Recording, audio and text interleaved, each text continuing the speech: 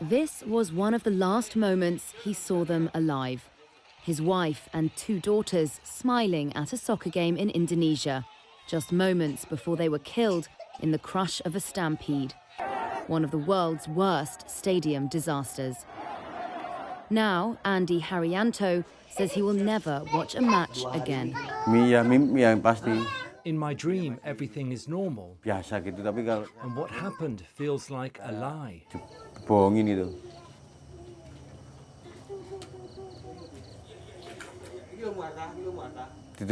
It's the same thing during an afternoon nap. Whenever I wake up, I realize they're no longer here. Watching their local team was a special outing for Andi's family, including his 2-year-old son. But as they sat up in the stands to support, the overcrowded stadium descended into chaos. These became the scenes down below. Police firing tear gas to disperse agitated fans who'd poured onto the pitch at the end of the match.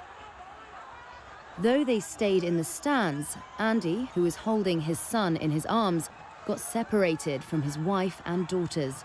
Spluttering and stumbling through the tear gas, he managed to get to medics for help. I never thought it would end up like this. All of a sudden, there was tear gas fired, and I felt so much pain in my eyes. Then my wife asked me to hold our youngest, our son. And I was really sure they were all behind me. So I kept looking for a way out. Then I dropped my son onto the stadium's fence. I couldn't think about my wife at the time. I had to save my son, no matter what. When the smoke cleared, Andi began to search, turning over victims who'd been trampled or suffocated as they tried to flee through exits, some of which turned out to be locked. Authorities have put the latest death toll at more than 130 people. 33 of the victims were children.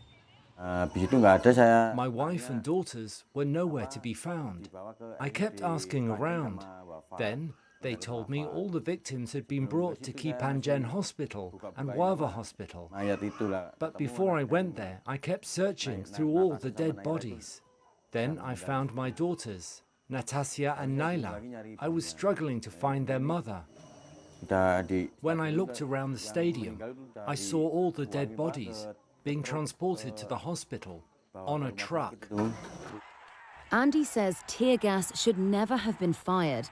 FIFA bans the use of crowd control gas at matches, and an Indonesian police watchdog has said some officers wrongly used tear gas inside the stadium where there were no orders to do so. The Indonesian government is handing out 50 million rupiah, roughly $3,200, in compensation to the families of each of the victims. I will never watch soccer again.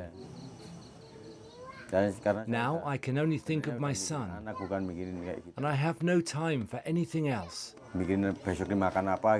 Now what is important is how to get food tomorrow.